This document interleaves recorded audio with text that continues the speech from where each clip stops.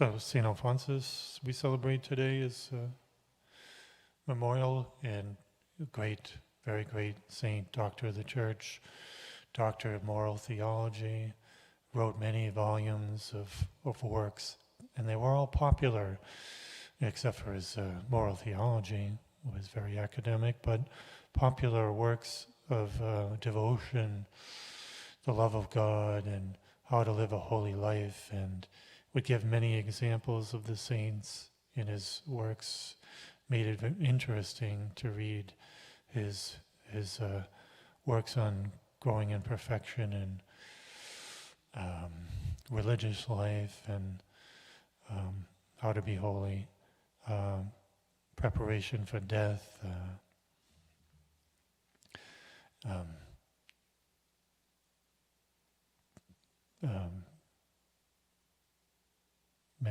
many works on the Eucharist, and just trying to think of Jesus, spouse of the I forget what for the religious,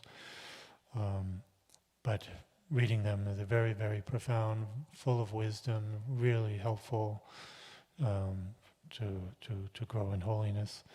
So definitely worth picking them up and reading them and learning from them. You know, he took a vow not to waste any time, and so as not to waste any time, he would write many books, and very practical, and wrote on the popular level so that we could all learn to understand and put into practice. So definitely still useful today, and probably till the end of the world.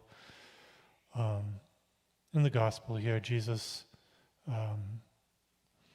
is going to his hometown of Nazareth, and to be with his, relatives and townspeople, and to bring the gospel to them. They deserve it because they were his townspeople. He grew up there, and he received benefits from his townspeople, and he wants to bring them the gospel, the good news. Really, the good news is himself, to bring himself to them, to give himself to them. And they didn't accept him. The prophet is not without honor except in his native place, he says. He sits down there, he sits down in the synagogue to teach his townspeople. Can you imagine Jesus when he grew up? He would have been very humble, very little, not attracting attention to himself. He would have been probably the poorest one in the village, and would have been quiet, living in his obscurity until his adult ages. So they probably looked upon him, like somebody they could take advantage of, was less than them, inferior to them in some ways. Although the parents were probably saying, he's a model person, follow his example, but they maybe didn't always do that. So he's going there, and they remember him. Isn't he the relative of these men and women? Don't we know him, and we know his father is a carpenter. That was probably a lowly trade at that time, perhaps.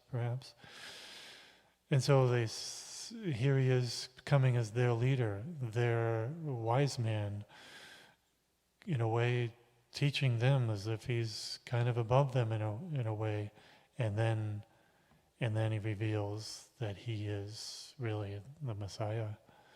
What you have read here we have read here in the book of Isaiah is fulfilled in your hearing in me, and that shook them.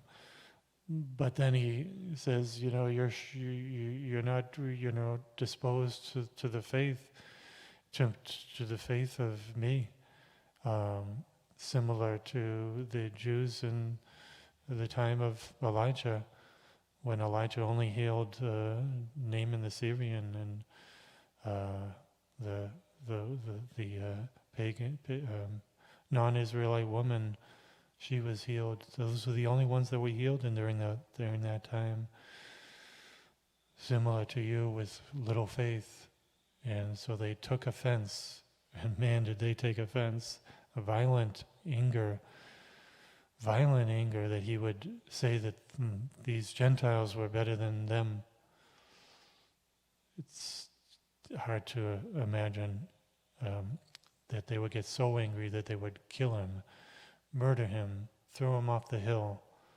They escort him out, grab him violently and manhandle him and push him, and who knows if they may have been punching him and like they did at the time of his passion. So then pushing him to the brow of the hill, and somehow they let go of him, and he immobilized them. Probably immobilized them in ways where they didn't, feel like they were being supernaturally controlled, but they just kind of were numb. And he walks through their midst. He didn't want to He didn't want to retaliate and crush them and humiliate them back. He just walks through their midst and prayed for their later conversion, because they probably did. Many of them convert later on when they thought about what they did and his message. So, what can we learn from this passage? We need to be able to have faith and humility to listen to everyone, anyone, even non-Catholics. We can learn things. We can learn virtue from them. They do things that we can learn from to improve our faith. God can speak to them, through them, our enemies, so to speak. We need to be open to the truth from whoever and wherever it comes. God can speak to us through anybody, children, and we need to have faith and humility for God to teach us many things. Misericordes